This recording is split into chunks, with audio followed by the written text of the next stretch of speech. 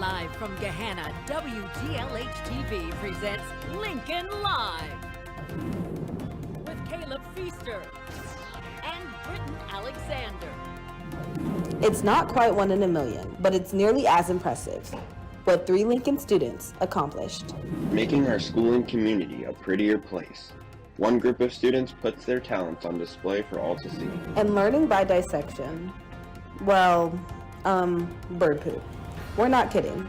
Students will explain why they're doing it. You're watching Lincoln Live. Good morning, Lincoln. I'm Caleb Feaster. And I'm Britton Alexander. How are you doing today, Britton? I'm doing pretty good. How about you? I'm doing about the same. We have a lot of news to cover today, so let's get into it. But first, we start with a huge honor for 3 of our seniors.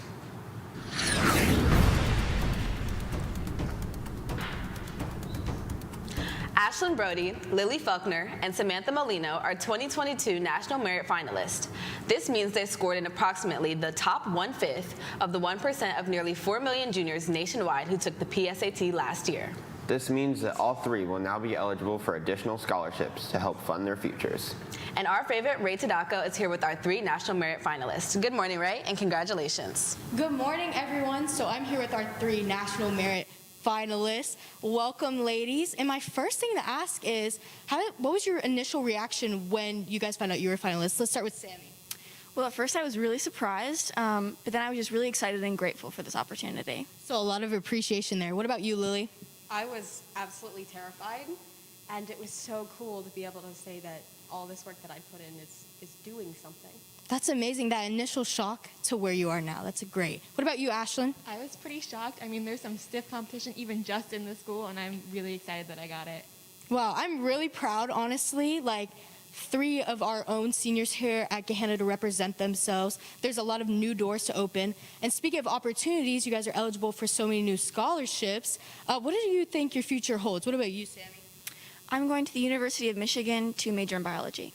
Wow, women in STEM right here. What about you, Lily? I'm hoping to double major in mathematics and English to do something in the applied mathematics career. That's great, a bright future in education. How about you, Ashlyn? I'm planning on both doing my undergrad and law school at the University of Toledo. That's amazing. I can see just such a bright future for the 3 of you. A lot of intelligence and admiration just from this single test here. And I can just see such a bright future. Honestly, thank you for your time. I truly appreciate it. And big congratulations on being a finalist. I'm sending it back to Britton at the news desk. Thanks, guys, and again, congratulations. March for Our Lives is back in action. Yesterday, they organized a vaccine drive at Clark Hall where members of the community could come in and get their first, second, or booster shot. The March for Our Lives members worked as receptionists and line managers for the busy night. Here's Lily to tell us more.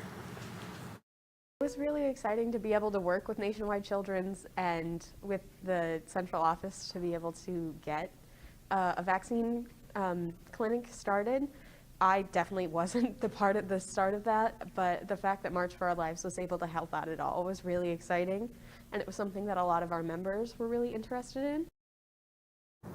Thanks, Lily. As we all know, February is Black History Month. This is a time to celebrate Black leaders who have changed the world.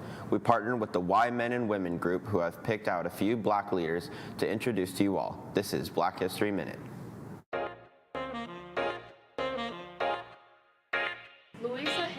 Was the first African American and woman to be drafted by the NBA. And some African Americans in the Jim Crow era would give up their time with their families and lineage to live as a white person or persons instead of living as a Black person in the South.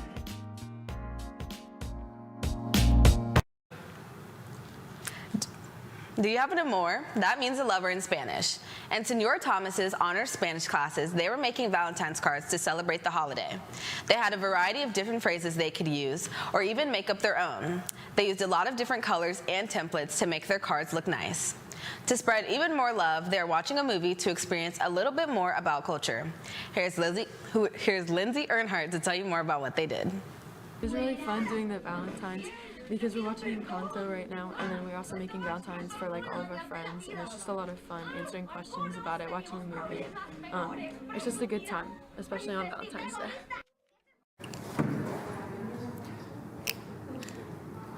Students in environmental science are getting their hands dirty. That's right, Miss Parrish's class had the opportunity to dissect owl pellets to see what types of foods the common barn owl digests. There were many different types of bones found in the pellets, such as shrews, moles, rodents, and birds. This was a part of their food chains unit, and it was a cool experience. We caught up with a few students to tell us about it.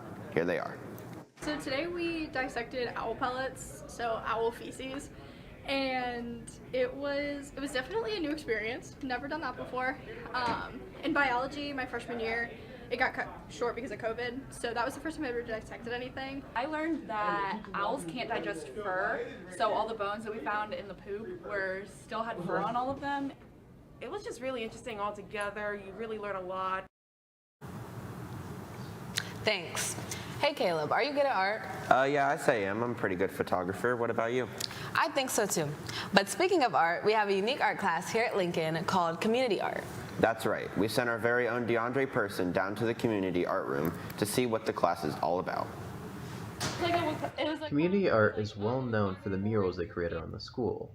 However, there's much more to this class than just murals. Community art, we basically make the murals around the high school. We also host events such as like the Holiday Hoopla and the Puppy Palooza. But like one of my favorite parts about it is all the crafts we can do. We can make jewelry, we can do watercolor paint. We're also planning to do like making paper and flower crowns. It's a class that is very student-led, and we do a lot of like projects around the community. More than half of the time, it's basically us, the students, controlling what we do and the ideas that we create, because more than half of the projects that have been done are based off of what students themselves want to do. When tasked with holding numerous events and mastering many different art forms, one has to wonder what keeps the students coming back to the class. Honestly, all the people that are doing it. Miss I is an amazing teacher, and I absolutely love her. She's one of my favorites. One of the biggest things I like about community art is making new friends. One of the newest friends I made was mostly because me and her started working on a mural, and like one of the best memories of it was her spilling a bunch of blue acrylic paint on her brand new white Air Forces. When you're looking for a class where you want to learn to be independent and do stuff on your own, you should definitely try community art.